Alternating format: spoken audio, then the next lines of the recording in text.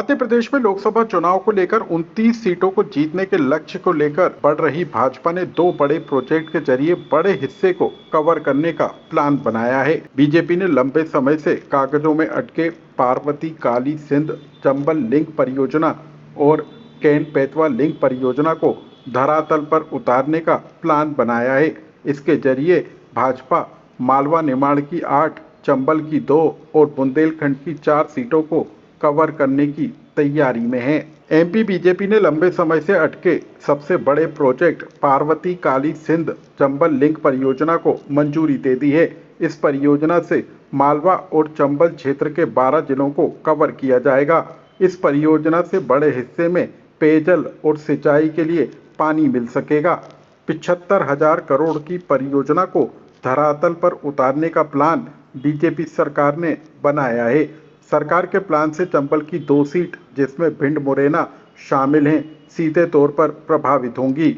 इसके अलावा मालवा निमाड़ से जुड़ी 8 सीटों पर भी यह परियोजना असरदार होगी।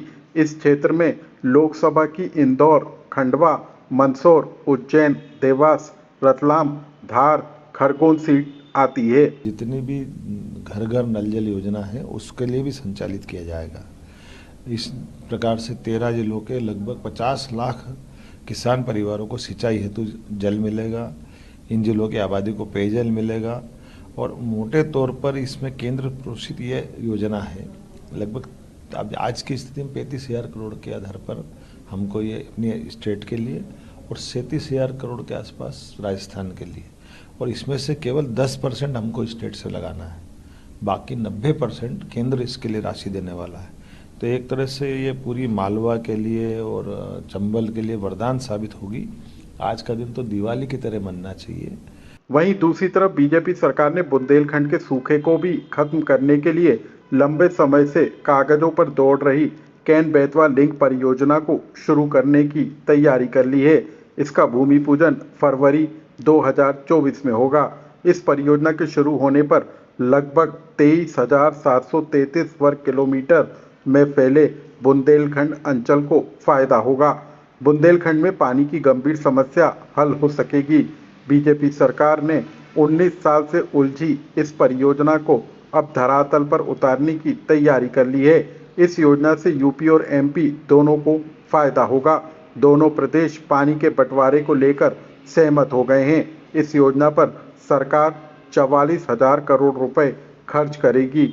इस परियोजना से मध्य प्रदेश के 9 जिले कवर होंगे, जिसमें पन्ना, टीकमगढ़, छतरपुर, सागर, दमोह, दतिया, विदिशा, शिवपुरी और रायसेन शामिल हैं।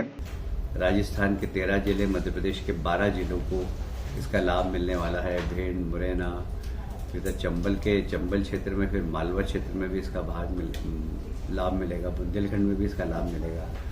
और ये लगभग 72,000 करोड़ की योजना है, जिसमें 90% जो इस योजना का खर्च है वह केंद्र सरकार दे रही है और राज्य सरकार का सिर्फ 10% ही लगेगा। इसमें कुल सिंचाई होगी 6.17 लाख हेक्टर। एक बहुत बड़ी योजना है ये। मुझे याद आ रहा है कि जब हम 2003 में सरकार में आए थे तो मध्य प्रदेश की सिंचाई क्षमता ही 6 लाख हेक्टर थी। आज सिर्फ इस योजना से ही 6,17,000 हेक्टर मध्य प्रदेश में सिंचाई होगी, जिससे कि मतलब दोनों ही राज्यों के किसानों को इसका लाभ होगा। दरअसल मोहन कैबिनेट की आज हुई बैठक में इन 2 बड़े प्रोजेक्टों को लेकर लंबी चर्चा हुई। कैबिनेट के सदस्यों ने इन 2 बड़ी परियोजनाओं को धरातल पर उतारने के लिए पीएम मोदी को धन्यवाद दिया, लेकिन बीजेपी केंद्र की सहमति के बाद मध्य प्रदेश को हरा भरा करने और पानी की उपलब्धता को सुनिश्चित करने के लिए इन प्रोजेक्ट को लोकसभा चुनाव से पहले भुनाने की कोशिश में है, ताकि चंबल, मालवा, बुंदेलखंड में इस परियोजना के जरिए एक बड़े हिस्से को कवर किया जा सके। लोकमत के लिए भोपाल से अनुराग श्रीवास्तव की रिपोर्ट।